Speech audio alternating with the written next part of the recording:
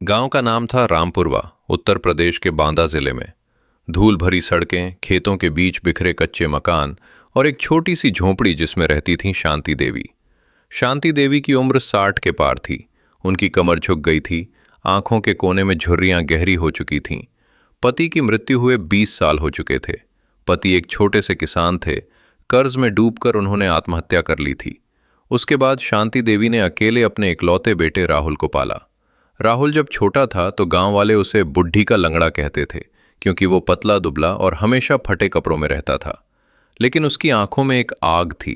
हर सुबह 4 बजे शांति देवी उठती, पहले चूल्हा जलाती, फिर राहुल को स्कूल भेजने के लिए रोटी बनाती। उनके पास इतने पैसे नहीं थे कि दूध खरीद सकें। राहुल को गुड़ वाली चाय और 2 रोटी देकर वे कहती, बेटा पढ़ लेना, पढ़कर बड़ा आदमी बनना, माँ के आंसू मत देखना। राहुल क्लास 6 तक तो गांव के सरकारी स्कूल में पढ़ा। उसके बाद हाई स्कूल के लिए उसे 12 किलोमीटर दूर बांदा शहर जाना पड़ता था। सुबह 5 बजे बस पकड़ता, शाम को लौटता। बस का किराया बचाने के लिए कई बार वह पैदल भी चलता।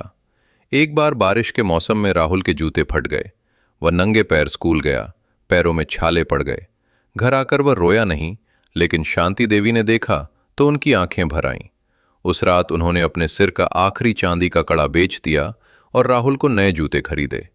राहुल ने मां से पूछा, मां अब तुम क्या पहनोगी? शांति देवी मुस्कुराईं, बेटा मां के लिए तो तेरा सफल होना ही सबसे बड़ा गहना है। कई रातें वो दिए की रोशनी में सो जाता, किताब उसके सीने पर पड़ी रहती।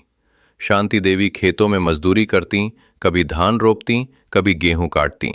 पीठ दर्द करती तो भी वे रुकती नहीं। शाम को लौटकर वे राहुल के लिए खाना बनाती और फिर उसके सिर पर तेल लगाकर कहती, बेटा आईएएस बनना।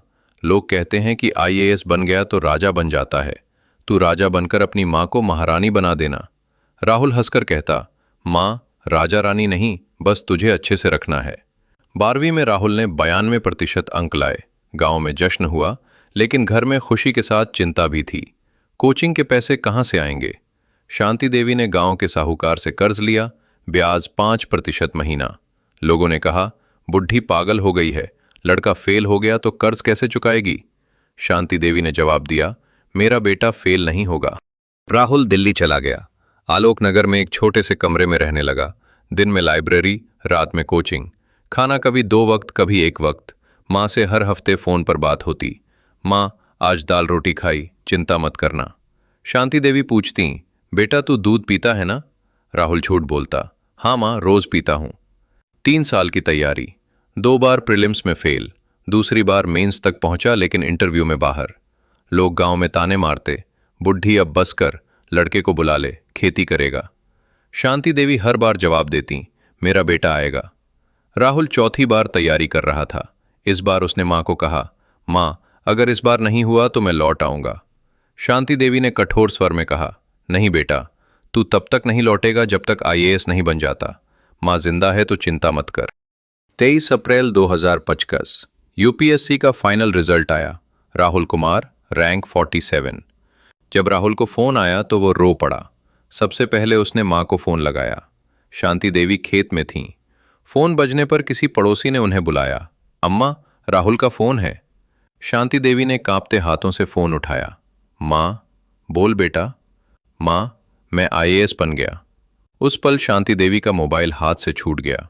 वे वहीं खेत में बैठ गईं और फूट फूट कर रोने लगीं। आसपास के लोग इकट्ठा हो गए, क्या हुआ अम्मा? शांति देवी रोते हुए बोली, मेरा बेटा आईएएस बन गया। पूरे गांव में जश्न छा गया। घर वापसी जब राहुल गांव आया तो पूरा रामपुरवा सजाया हुआ था। लोग फूल बरसा रहे थे। राहुल ने देखा, उसकी माँ झोंपड़ी के बाहर खड़ी थीं। सफेद साड़ी, सिर पर आंचल, आंखों में आंसू। राहुल दौड़कर माँ के पैरों में गिर पड़ा, माँ ये सब तुम्हारा है, तुम्हारी मेहनत, तुम्हारे आंसू, तुम्हारी रातें। शांति देवी ने उसे उठाया और सीने से लगाया, बेटा तू आ गया, बस यही काफी है।